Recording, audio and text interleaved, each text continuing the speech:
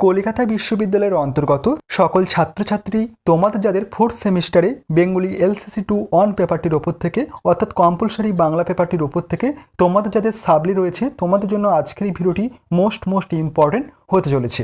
কারণ আজকের ভিডিওতে আমি আলোচনা করব তোমাদের মডেল 2 থেকে গুরুত্বপূর্ণ যে 10 নম্বরের সাজেশন আমি আলোচনা করেছিলাম সেই সমস্ত প্রশ্নপত্রগুলির সম্পূর্ণ সমাধান নিয়ে আজকের এই ভিডিওটিতে আলোচনা করব।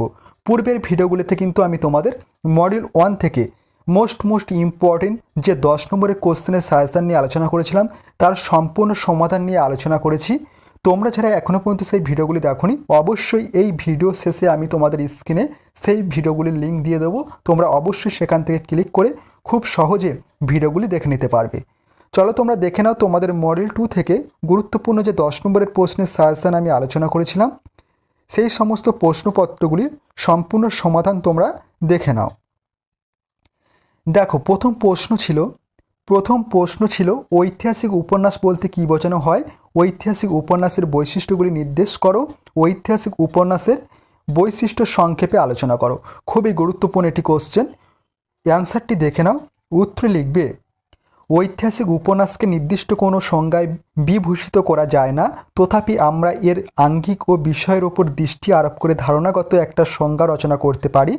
ইতিহাসের কাহিনী ও চরিত্রকে আশ্রয় করে তার লেখক যখন ইতিহাসের অন্তর্লোকে উঁকি দিয়ে একটি বিষয়ে একটি বিশেষ যুগ ও তার কিছু ঘটনা এবং ঐতিহাসিক ব্যক্তিত্বের দ্বিধা দ্বন্দ্ব আশা নিরাশার কথা ফুটিয়ে তোলেন তখন তাকে বলা হয় ঐতিহাসিক উপন্যাস।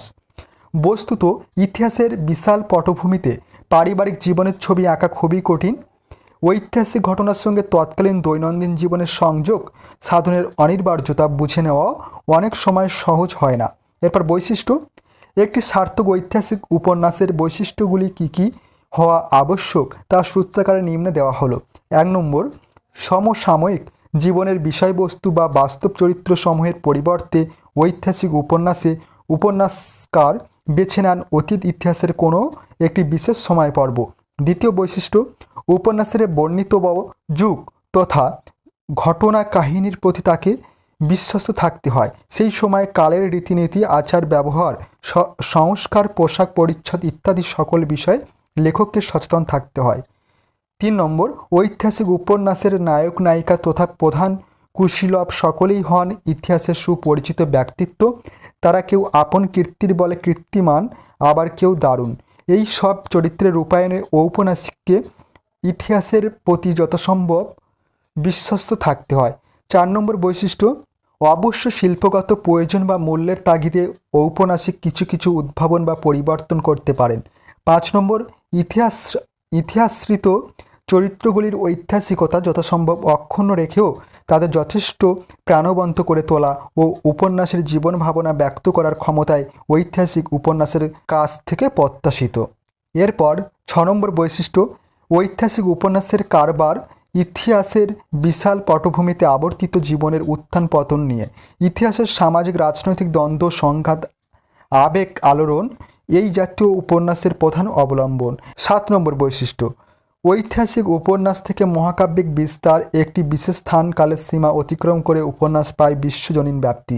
পরবর্তী বৈশিষ্ট্য, মহাকাব্যের সঙ্গে ঐতিহাসিক উপন্যাসের এই হৃদয়তার কারণেই তার ভাষাকে হতে হয় গভীর ও ধ্রুপদী। এরপর দেখো বলা হয়েছে বঙ্কিমচন্দ্রের রাজসিংহ ঐতিহাসিক উপন্যাস চন্দ্রশেখর উপন্যাসটির কাহিনী ভাষা ও গঠন কৌশল দেখে সহজেই সবাই চন্দ্রশেখরকে ঐতিহাসিক উপন্যাস রূপে চিহ্নিত করেছেন, কিন্তু বঙ্কিমচন্দ্র রাজসিংহ উপন্যাসের ভূমিকায় বলেছেন পরিশেষে বক্তব্য যে আমি পূর্বে কখনো ঐতিহাসিক উপন্যাস লিখি নাই। দুর্গেশ নন্দিনী বা চন্দ্রশেখর বা সীতারামকে ঐতিহাসিক উপন্যাস বলা যাইতে পারে না, এই প্রথম ঐতিহাসিক উপন্যাস লিখিলাম। এরপর পরবর্তী কোশ্চেন রয়েছে গীতিকবিতার বৈশিষ্ট্যগুলি যে কোনো একটি বাংলা গীতিকবিতার উদাহরণসহ বিশ্লেষণ করো। এই কোশ্চেনটিও ভেরি ইম্পর্টেন্ট কোশ্চেন। দেখো উত্তরে লিখবে ইংরাজি শব্দ লিরিকের বাংলা প্রতিনাম গীতিকবিতা। লিরিক কথাটির অর্থ হচ্ছে লিরি বা বাণী, অর্থাৎ যে গান বিনা সহযোগে গাওয়া হয় তাকেই প্রাচীন গ্রিসের দেশের লোকেরা বলতো লিরিক। পরবর্তীকালে লিরিক শব্দটির অর্থ অনেক বেশি প্রসারিত। সঙ্গীত থেকে এই শব্দটি সাহিত্যকলায় নেমে আসে। বর্তমান লিরিক কথাটির অর্থ একটি বিশেষ ধরনের কবিতা। এই জাতীয় কবিতায় প্রধান বৈশিষ্ট্য গীতিমুখরতা। সাধারণত এর প্রতি ছত্রে ও ছন্দের আড়ালে লুকিয়ে থাকে সুরের মূর্ছনা। গীতি কবিতা সাধারণত আকারে ছোট হয় ও কবির ব্যক্তিগত অনুভূতি চিন্তাভাবনাকে সাধারণত সুললিত ছন্দে ও ভাষার মাধুর্যে শিল্পে রূপায়ণ করেন। এরপর গীতিকবিতার বৈশিষ্ট্য। প্রথমত, গীতিকবিতা কবির একান্ত ব্যক্তিগত কথা, তার নিজস্ব উপলব্ধির সঙ্গে সাধারণ ধর্ম বা তত্ত্বের কোনো সম্পর্ক থাকে না। দ্বিতীয়ত, ব্যক্তিগত অনুভূতির তীব্রতার জন্য গীতিকবিতায় এমন এক নিবিড় আত্মময়তা থাকে যা অনুভূতিশীল চিত্তকে ভীষণভাবে স্পর্শ করে এবং এখানেই গীতিকবিতার সৌন্দর্য ফুটে ওঠে। কবির সঙ্গে পাঠকের এই নিবিড় রসগত সংযোগ গীতিকবিতার অন্যতম বৈশিষ্ট্য। তৃতীয়ত, ব্যক্তিগত অনুভূতি বা উপলব্ধির সার্থক ফোরণ ঘটলেও গীতিকবিতার একটি সার্বজনীন আবেদন থাকে যা চিরন্তন ও শাশ্বত। অনুভূতিশীল সকল মানুষই এ জাতীয় কবির আবেদনে আন্দোলিত হয়।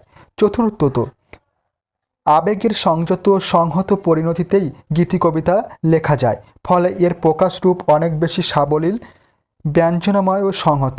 আকারগত দিক থেকে এই সংক্ষিপ্ত হলেও অনুভূতির প্রগাঢ় সম্মেলন এই শ্রেণীর কবিতায় দেখা যায়। এরপর দেখো একটি সার্থক গীতিকবিতার উদাহরণ। একটি সার্থক গীতিকবিতা হিসেবে বিহারীলাল চক্রবর্তীর শারদামঙ্গল কাব্যটির নাম এর প্রসঙ্গ উল্লেখযোগ্য। আদর্শ গীতিকাব্যের মতো বিহারীলাল এ কাব্যে একটি আলো আঁধারির স্বপ্নালু পরিবেশ রচনা করেছেন। বলা যায় এখানে রোমান্স ও অতীন্দ্রিয় জগতের এক অদ্ভুত সমন্বয় ঘটেছে। দেবী শারদা কবির সৌন্দর্য লক্ষ্মী, তার সঙ্গে মিলনের জন্য আকুলতা এ কাব্যে ধ্বনিত হয়েছে। বিষাদ, বিরহ, আনন্দ সমস্ত অনুভূতির স্তর পেরিয়ে কবি শেষ পর্যন্ত উপস্থিত হয়েছেন সব ভুল ও সংশয়ের অবসানে। এখানে বিহারীলালের সৌন্দর্য লক্ষ্মী অনেকটাই সেলিল হিউম্যান টু ইন্টেলেকচুয়াল বিউটির মতো গীতিকাব্যের অন্যতম প্রধান লক্ষণ মিস্টিসিজম। শারদামঙ্গলে বিহারীলালের সেই মিষ্টক চেতনার পরিচয় পাওয়া যায়। এরপর দেখো পরবর্তী কোশ্চেন রয়েছে। দেখো সামাজিক নাটক কাকে বলে? সামাজিক নাটকের বৈশিষ্ট্যগুলি উল্লেখ করে একটি সার্থক সামাজিক নাটকের সংক্ষিপ্ত পরিচয় দাও। এই কোশ্চেনটিও মোস্ট ইম্পর্টেন্ট কোশ্চেন। এই তিনটি কোশ্চেন তোমরা যদি মডেল 2 থেকে প্র্যাকটিস করে যাও, আশা করছি একটি 10 নম্বরের কোশ্চেন তোমরা অবশ্যই পরীক্ষার খাতায় কমন পেয়ে যাবে। চলো তোমরা কোশ্চেনটির অ্যান্সার দেখে নাও। আমি আর রিডিং পড়ছি না, আস্তে আস্তে স্ক্রল করে যাচ্ছি, তোমরা অবশ্যই অ্যান্সারটি স্ক্রিনশট নিয়ে নিও। দেখো একটি সার্থক সামাজিক নাটক রয়েছে গিরিশচন্দ্র ঘোষের বলিদান। দেখো অ্যান্সারগুলি তোমরা দেখে নাও। এরপর পরবর্তী কোশ্চেন দেখো, রোমান্স এবং উপন্যাসের বৈশিষ্ট্যগুলির একটি তুলনামূলক আলোচনা করে একটি সার্থক বাংলা রোমান্সের সংক্ষিপ্ত পরিচয় দাও। এই কোশ্চেনটিও ইম্পর্টেন্ট কোশ্চেন, দেখে নাও। একটি সার্থক বাংলা রোমান্স সংক্ষিপ্ত পরিচয় দেখো, বঙ্কিমচন্দ্র চট্টোপাধ্যায়ের কপালকুণ্ডলা একটি সার্থক রোমান্স উপন্যাস।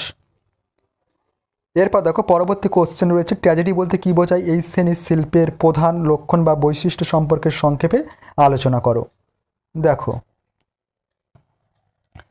ট্র্যাজেডির লক্ষণ বা বৈশিষ্ট্য রয়েছে, কী বৈশিষ্ট্য বা লক্ষণ রয়েছে দেখো। এই ছিল তোমাদের সম্পূর্ণ তোমাদের মডেল 2 থেকে তোমাদের 10 নম্বরের প্রশ্নের অ্যান্সার নিয়ে আলোচনা করা হলো। ভিডিওটি আজ এখানেই শেষ করব। ভিডিওটি ভালো লাগলে অবশ্যই ভিডিওটিতে একটি লাইক প্রদান করো এবং পরবর্তী নেক্সট ভিডিও আমি তোমাদের মডেল 3 থেকে বাকি 10 নম্বরের কোশ্চেনের অ্যান্সারগুলো নিয়ে আলোচনা করে দেবো।